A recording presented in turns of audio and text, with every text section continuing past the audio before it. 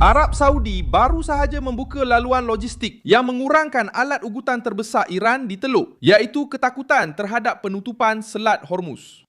Pada hari Selasa, 5 Mei 2026, langkah ini menjadi lebih penting apabila syarikat pengangkutan kontena terbesar di dunia, MSC, mula menggunakan jambatan logistik sepanjang kira-kira 1,300 km di dalam wilayah Arab Saudi yang menghubungkan Laut Merah ke Teluk tanpa bergantung kepada laluan melalui selat tersebut. Ia bukan satu operasi ketenteraan. Tiada kematian dalam pengumuman ini dan tiada kapal yang perlu merentasi Selat Hormuz secara paksa. Jawapannya datang dengan cara lain, melalui pelabuhan, lori, kapal-kapal kecil, saluran paip minyak dan satu laluan yang mengubah geografi Arab Saudi menjadi perisai terhadap tekanan Iran. Saya akan ceritakan semua itu kepada anda. Tetapi sekarang anda pasti mahu melanggan saluran ini untuk terus mendapat maklumat yang tepat. Maklumat masa nyata dengan kualiti kewartawanan terbaik yang pernah dilihat mengikut piawaian kredibiliti Milson Alves. Apa yang dipanggil jambatan sepanjang 1,300 km itu bukanlah jambatan fizikal di atas laut. Ia adalah jambatan logistik. Kapal-kapal yang datang dari Eropah tiba di pelabuhan Arab Saudi Jeddah dan King Abdullah di Laut Merah. Dari sana, kontena-kontena bergerak melalui darat, merentasi wilayah Arab Saudi sehingga ke Daman di pantai timur. Selepas itu, kargo tersebut diedarkan menggunakan kapal pengumpan ke pelabuhan-pelabuhan di Teluk, termasuk Abu Dhabi dan Jebel Ali di Dubai. Dalam praktiknya, MSC menggantikan sebahagian laluan laut yang berbahaya dengan gabungan pelabuhan, jalan raya dan pelabuhan sekaligus mengurangkan pendedahan kepada Selat Hormuz. Riyadh sedang memberitahu pasaran bahawa ancaman dari Iran tidak perlu menghentikan segala-galanya. Sementara Tehran cuba menjadikan laluan sempit maritim sebagai senjata tekanan, Arab Saudi pula cuba menjadikan wilayahnya sebagai koridor kestabilan. MSC dengan memilih laluan ini menghantar mesej yang mudah. Jika Selat Hormuz menjadi perangkap, kargo boleh dihantar melalui Laut Merah, menyeberangi padang pasir dan sampai ke Teluk melalui laluan lain. Semakin banyak syarikat menggunakan laluan lencungan ini, semakin kurang kuasa ugutan Iran. Serangan logistik ini juga tidak berlaku secara terasing. Autoridade Portuária Saudita, Marwan, satu lagi laluan perkapalan baharu telah ditambah yang menghubungkan pelabuhan Islam Jeddah ke Kobe, Nagoya dan Yokohama di Jepun, Xiamen, Yanxiang dan Nansha di China, Rotterdam di Belanda, Hamburg di Jerman, dan Southampton di United Kingdom. Kapasiti yang diumumkan adalah sehingga 3.001 kontena piawai. Perincian ini adalah sangat penting. Jeddah bukan lagi sekadar pelabuhan utama di Laut Merah, tetapi kini berfungsi sebagai penghubung antara Asia, Eropah, dan Teluk. Perkara yang paling meresahkan bagi Iran ialah kehadiran China dalam rangkaian ini. Beijing mengekalkan hubungan strategik dengan Teheran, membeli tenaga, berunding soal pengaruh dan menggunakan Iran sebagai salah satu bidak dalam percaturan menentang Amerika Syarikat. Namun, apabila berkaitan dengan kelangsungan perdagangan, China tidak boleh menjadi tebusan kepada krisis di Hormuz. Kilang-kilangnya memerlukan tenaga, kontena-kontena mereka perlu bergerak. Dengan menerima laluan Arab Saudi yang mempunyai sambungan terus ke Laut Merah dan Teluk, Beijing menunjukkan bahawa kerjasama dengan Iran ada hadnya apabila risikonya mengancam kepentingan sendiri. Jepun juga terlibat dalam hal ini. Industri Jepun bergantung kepada aliran tenaga dan perdagangan yang selamat. Arab Saudi menawarkan Jepun satu jaring keselamatan. Di Eropah, logiknya hampir sama. Rotterdam, Hamburg, dan Southampton bukan disebut secara kebetulan. Ia adalah pintu masuk untuk industri, runcit, bahan api, alat ganti, dan barangan yang beredar di seluruh benua. Eropah mungkin terus tertekan dengan harga tenaga, tetapi ia mendapat alternatif untuk muatan dan bekalan.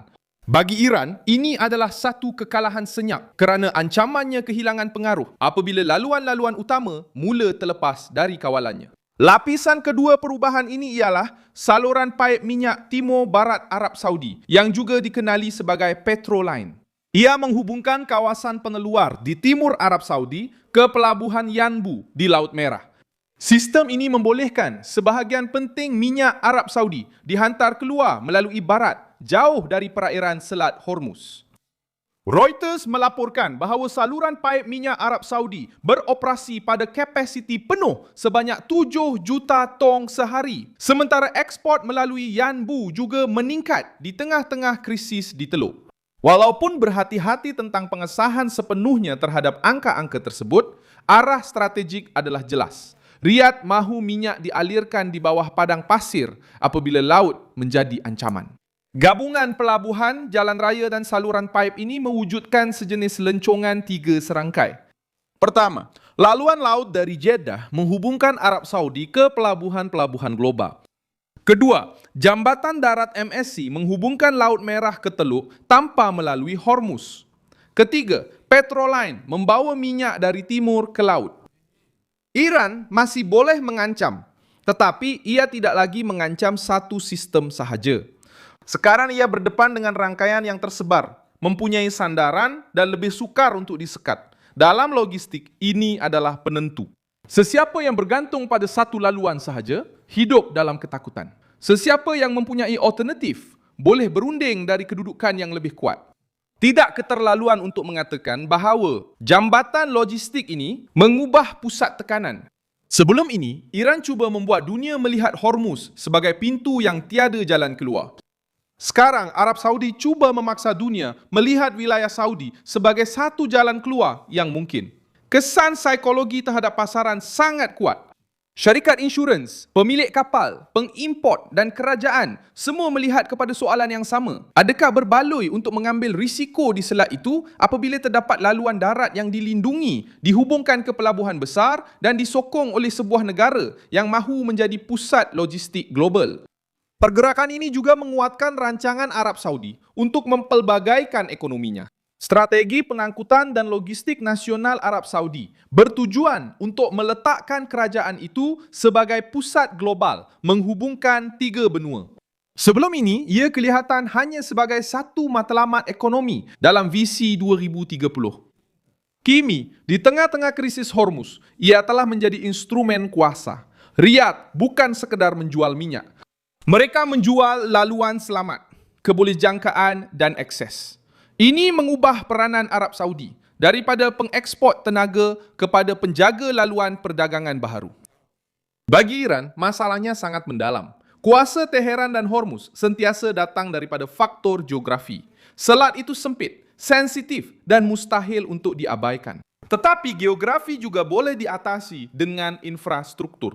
Sejarah membantu memahami besarnya perubahan ini. Semasa perang kapal tangki pada tahun 80-an, serangan ke atas kapal-kapal di Teluk Parsi telah mengubah pengangkutan tenaga menjadi satu barisan hadapan ketenteraan. Orang Inggeris mencatat bahawa fasa perang Iran-Iraq ini melibatkan serangan ke atas kapal tangki minyak dan kapal dagang. Ia membawa kepada campur tangan tentera laut Amerika Syarikat pada tahun 1987. Dan menunjukkan bagaimana keselamatan maritim boleh menarik kuasa-kuasa besar ke dalam konflik serantau.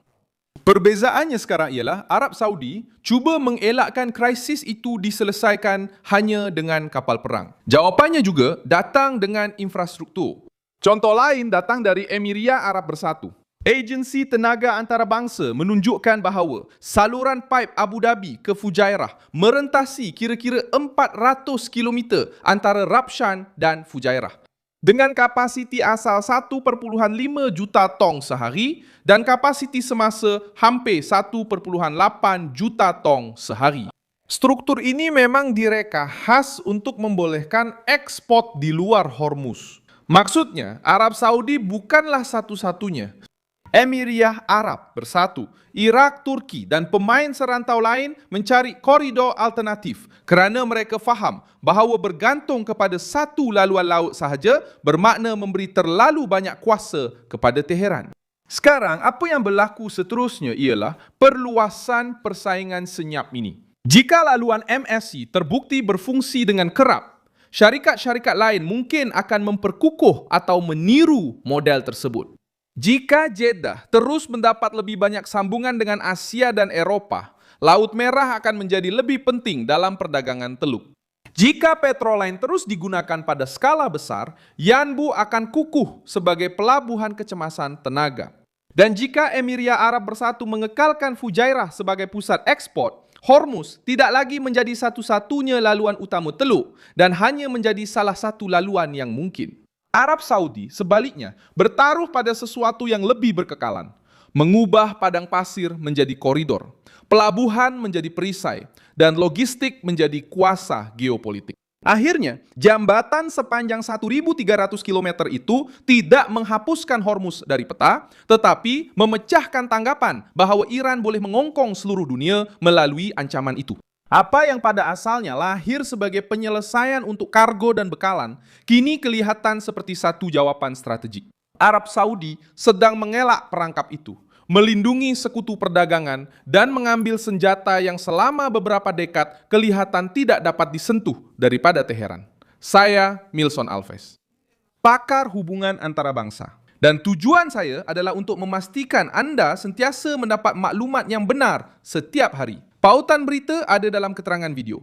Sila tekan butang suka pada video ini, langgan saluran dan di akhir nanti lihat komen untuk anda lebih terlibat dengan komuniti Milson Alves.